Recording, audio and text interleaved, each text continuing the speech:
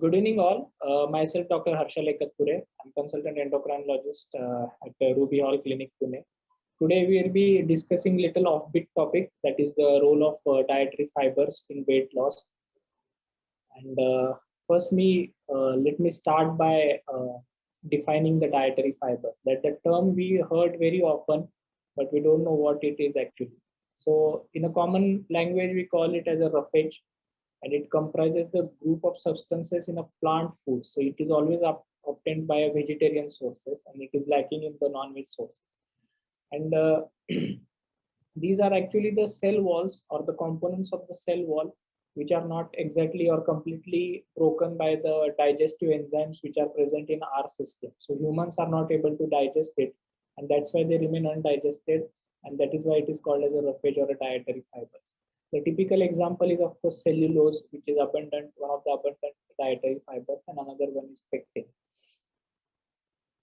So, what are the sources of these dietary fibers? Because different type of food items contains different concentration of dietary fibers or different quantities of dietary fibers. And nowadays, as our diet has been becoming more and more refined, we are using more packaged food or more processed food, the content of dietary fibers is becoming less day by day. So the whole grains, when we talk of the whole grains, particularly the wheat bran, मराठीमध्ये ज्याला कोंडा म्हणतात, the wheat bran is a good example of a dietary fiber. So whole grain cereals, they contain the dietary fibers. Lots of fresh vegetables like cabbage, cauliflower, and if you are particularly rich, then you can have lettuce. These are all very rich source of dietary fibers. Fruits, particularly the fruits which are not very sweet, like guava, oranges, mosambi, they are very rich sources of dietary fibers. Some nuts, and of course the beans, the rajma, soya beans, sprouts, and lentils. These are some examples of the dietary fibers. So as you can see these examples, and you can compare your daily dietary intake of these fibers, you can see after it is, you can see that the dietary content of our dietary fibers is very less. So these different dietary fibers have a different functions in our body. Of course, it helps prevents the constipation, reduces the risk of diverticulitis in long run. It helps to maintain the blood cholesterol levels, help to control the blood glucose level to some extent, and of course the feeling of satiety that occurs with these dietary fibers. Now, actually, how much dietary fibers we all need in an adult, particularly a grown adult, the actual requirement is a 30 gram per day. And to satisfy that need, the need of 30 gram per day, we need to consume a good amount of veggies or good amount of fruits to satisfy that need. But we are lacking behind, because on an average, the dietary intake of this fibers is somewhere around 15 to 18 grams only in adults. Similarly, in children, those who are 2 to 5 years old, 15 gram per day, 5 to 11 years, 20 gram, 11 to 16, 25, and after 16, it is more or less adult type requirement, that is 30 gram per day. So this was actually about the dietary fibers in brief and what is the total daily requirement. But how they actually help you in terms of weight loss, there are 2-3 mechanisms by which they can help. First and foremost is the dietary fibers. They have a capacity to absorb water. They will retain water. So whenever you consume the fibers, they will retain water and they swell up inside your GI tract or inside your stomach. So they will remain in your stomach for a longer period of time. It will slow down the gastric emptying. The movement of the stomach will slow down. So once your stomach movement slows down, you feel full for a longer period of time. So the fullness or amount of satiety, increased satiety is there with the increased consumption of these dietary fibers. And that's why you feel less hungry. So that's why frequent munching in between the two meals, that gets reduced and your caloric intake gets reduced. So this is the one mechanism by which there is a reduction in the caloric intake, a prolonged feeling of satiety, and helps you losing weight. Second thing is they improve the glucose tolerance. Now, what do you understand by glucose tolerance is that when we consume a meal, it contains some amount of carbohydrates, some of which are refined carbohydrates. And refined carbohydrates are like your bread or pasta or noodles or anything that contains maida, that is called as a refined carbohydrate. So these carbohydrates get absorbed immediately. They give rise of blood glucose level, or they give spike of blood glucose levels. And as blood glucose levels spike, it comes down also suddenly, and that causes the typical hunger pangs, because our central hunger mechanism is designed to judge the variation in the glucose level rather than the absolute glucose levels. So when there is a fluctuation in the blood glucose level, person tend to feel more hungry, and that actually produces the hunger pangs.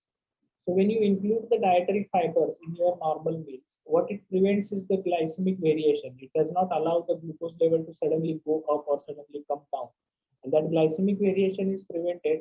So there are less hunger pangs, and there is less episodes of overeating. So whenever you get hungry, obviously you get a craving and you tend to eat more, or you tend to eat whatever you get your hands on. So less hunger pangs, less overeating, less caloric intake, and that helps in terms of losing weight in the long run.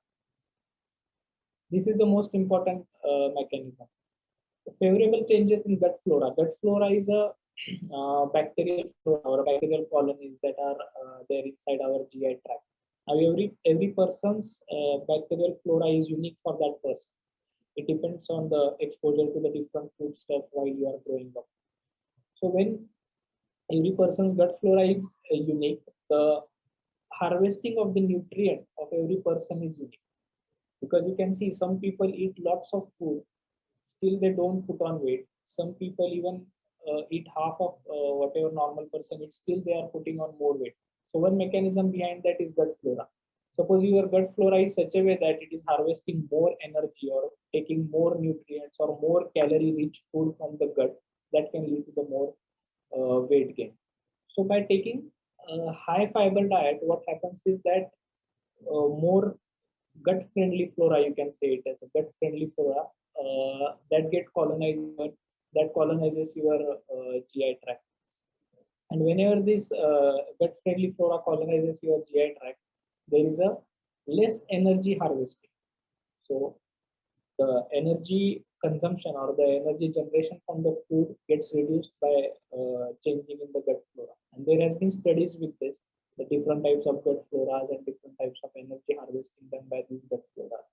So there is a favorable change in the gut flora, which leads to the less energy harvesting, and that's why there is a less chances of obesity.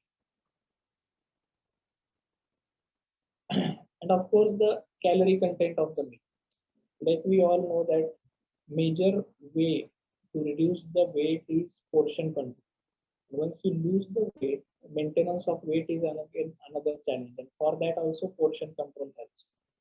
Now, what do you understand by decreasing total calorie content of the meal? Is that you have to replace the simple carbs with the complex carbs, because complex carbs will contain more amount of dietary fibers, and they not only reduce the glycemic load but also helpful in reducing the early and prolonged satiety. Now, satiety we have already seen. Now, let me give you an example here. So, if you are consuming 2 slices of bread for a breakfast, you can replace that with a either ragi ka bhakri or bajre ka bhakri. Ragi is nachni, that's what we call in Marathi. So when you replace the white bread is a processed food, it contains only maida, that is simple carbs, no dietary fiber. And when you replace it with the ragi or bajra bhakri, it will contain the carbohydrates also, but it will be complex carbs, there will be dietary fibers. So it will lead to the lesser spikes, and you feel full with a shorter portion of the meal, or a less portion of the meal, and you feel full for a longer duration of the time. So that's how you can reduce the total calorie content of your meal by replacing the simple carbs with the complex carbs. So these are actually the 4 mechanisms which are responsible for the weight loss in a longer run by use of dietary fibers in adequate amount with each meal. There are definitely other benefits also with the dietary fibers. Of course, it prevents constipation. Now, very uh, 1 in 3rd person, that is 33% people nowadays suffer from a constipation because of dietary changes and lifestyle changes. So to that aspect, it helps. Eliminates the bacterial toxins. Sometimes whenever there is a colonization of a GI tract by unfavorable bacteria or pathological bacteria, those toxin gets reduced by the use of dietary fibers. Reduce risk of GI cancer. This is proven fact. That patients who consume processed meat or processed food, they are more prone to develop the GI cancer like colon and rectum. And the patients who tend to include the dietary fibers more in their diet, or the natural fibers more in their diet, they have been protected with colon cancer and the rectum cancer. So reduced risk of GI cancer, that is huge advantage. And then again, the favorable effect on a lipid profile, because the enterohepatic circulation of the cholesterol uh, is affected by the consumption of the dietary fibers. So your total cholesterol levels and to some extent triglyceride level also comes down with the use of dietary fibers. And in long run, it helps in weight maintenance. Like you must have seen that achieving the weight loss is one thing, maintaining the weight is an entirely different ball game, because most of the people rebound after they achieve certain weight loss. So for maintenance of the weight, of course, the dietary fibers help, like the mechanisms we have discussed before. With that, the dietary fibers help you maintain the weight which you have lost. At the same time, if you are maintaining the weight loss, in a long run, it helps to reduce the risk of diabetes also. So, what are the ways that you can increase the fiber in your diet? Of course, there are fiber supplements which are available that you can take over and above. But always, when there is a plate in front of you, always think that how much fibers I am having in this plate, and always do these simple tricks to increase the dietary fibers in your daily meal. So, with each meal, at least there should be some amount of dietary fibers that should go into your system. So in a meal or in a breakfast, try to make a healthier choices like whole grain breakfast cereals. Whole grain contains more fibers. Avoid breads, bakery products, maida products for any meal per se, and replace it with the complex carb like I mentioned, the bakri or chapati for that matter. Oats, fruits, or vegetables that you can add with each of your meal. Like breakfast, you can add oats. With lunch, you can take fruits and more veggies at the dinner time. That's how you can satisfy the dietary fiber need. Salad, side dish of salad is must with each and every meal, like cucumber, carrots, and other salads. And beans and pulses, the consumption of the fresh beans and pulses in between two meals, that actually is a good way to have your snacks. More beans and pulses between the two meals is a ideal way to have more snack and more dietary fibers. So to summarize, our regular or recommended dietary allowance is 30 gram per day for dietary fibers. Many people have less than that intake. Low fiber intake, like we have seen, associated with constipation and gut disorders. And when you optimize your fiber intake, you don't want high fiber diet, but when you optimize it, that at least you take 30 gram per day, that actually helps not only in terms of weight management, but in the long run, it helps to reduce cholesterol, the risk of diabetes, and gastrointestinal cancers also.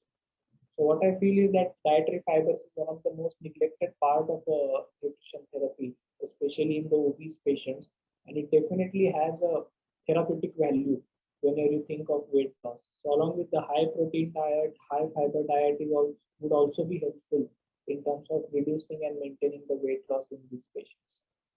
So with this, I thank you all, and if at all any questions, I would be more than happy to answer them. Thank you.